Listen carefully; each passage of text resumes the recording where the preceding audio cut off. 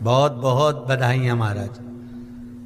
सोमवार की अष्टमी का मतलब आपको इंदौर की कथा में बताया था, जिस दिन शंकर और पार्वती के मिलन का दिवस हो, और केवल एक माता पार्वती के अकेले मिलन का नहीं, 64 योगनियां तक भगवान शंकर से मिलने के लिए आती हैं।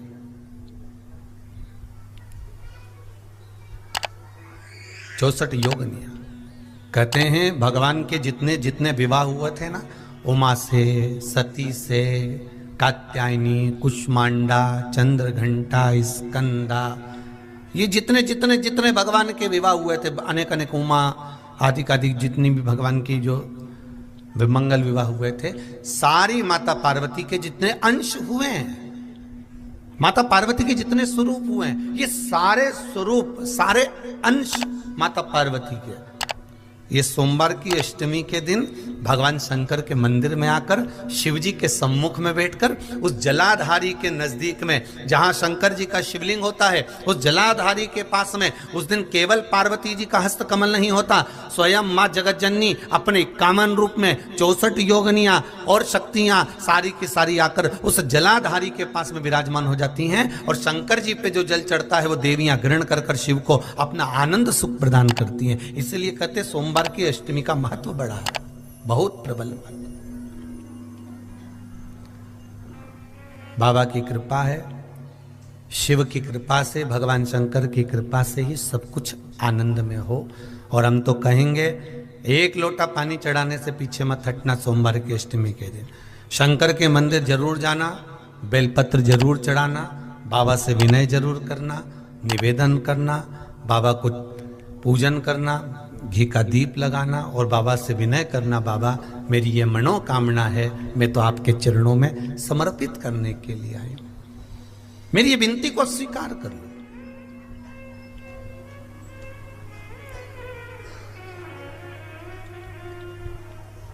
बहुत तकलीफ है और नहीं हो रहा काम, बहुत दिनों से लगे हो, नहीं हो रहा, हरा मूंग ले जाओ।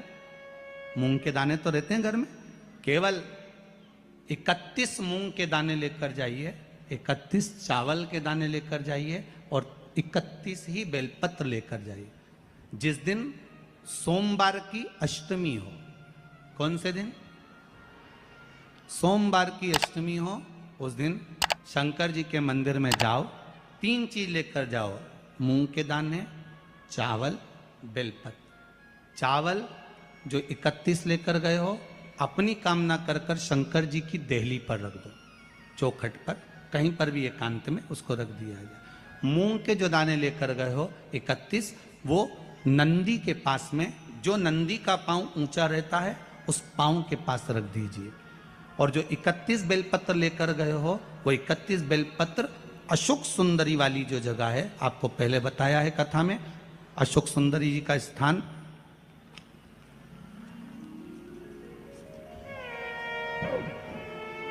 ये शिवलिंग, ये जलाधारी जहां से पानी बहता है, उसके बीच में एक मोटी सी लाइन होती है, जो शंकर भगवान की छोटी लड़की अशोक सुंदरी का स्थान है।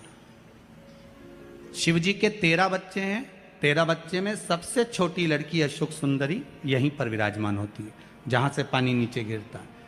प्रत्येक शिवलिंग के सामने एक मोटी सी लाइन होगी, उस मोटी सी जो लाइन है अशोक सुंदरी, वहां पर जो 31 बेलपत्र लेकर गए हो, अपनी कामना कर कर पीला चंदन, लाल चंदन लगाकर उस पर समर्पित करते जाओ। उसकी डंडी जहां से पानी बहता है उस ओर होना चाहिए। आप निवेदन कर कर देखो, एक सोमवार की अष्टमी पर कर कर देखना, दूसरी सोमवार की अष्टमी आएगी, अपने आप आपका काम हो गया होगा। बाबा से निवेदन तो करो, क्यों भटक रहे? और धतूरे का फूल,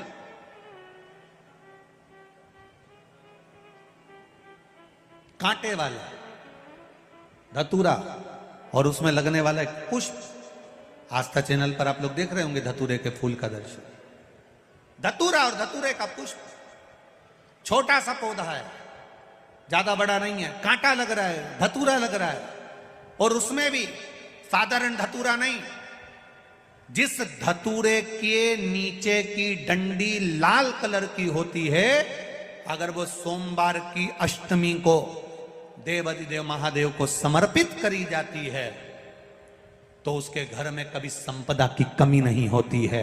वो धतूरा है, साधारण नहीं है। धतूरे में भी लाल डंडी, जैसे धतूरा गोल होता है उसके नीचे एक छोटी सी डंडी, देखा है आप लोगों ने? अरे देखी कि नहीं देखी बोलो? धतूरा देखा है ना?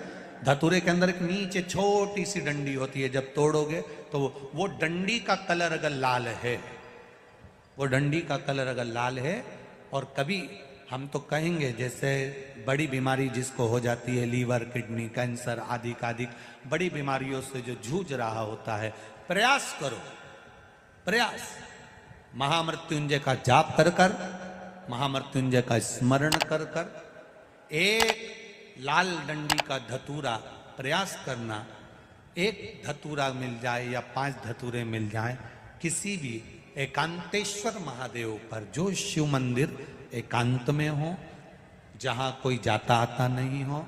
वैसे तो अब बहुत मुश्किल है कि ऐसा मंदिर मिल जाए जहाँ कोई जाता आता नहीं हो, पहले की बात दूसरी है, अब बात दूसरी है।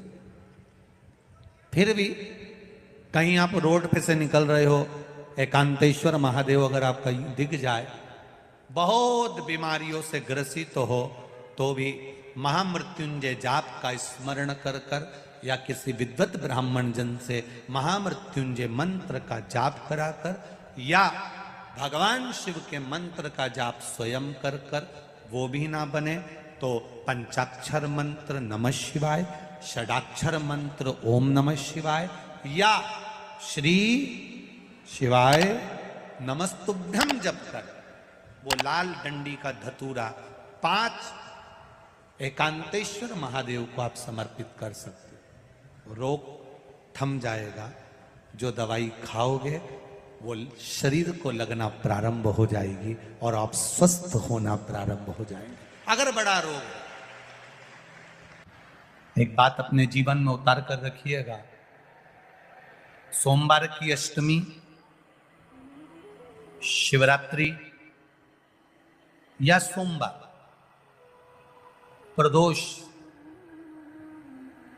बन सके तुम्हारे पास में शिवालय हो या बेलपत्री का वृक्ष हो, वहां दीप दान अवश्य करना चाहिए।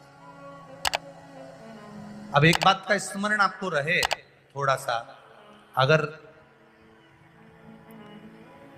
किसी कामना के वश अगर हम दीप लगा रहे हैं या हमारे मन में कोई भाव उत्पन्न है और हम बाबा से कहना चाहते हैं कि बाबा मेरा ये कार्य है आप पूर्ण करिएगा, तो फिर शिव मंदिर में भी लंबी बाती का दीप आप प्रदोष या सोमवार की अष्टमी या सोमवार या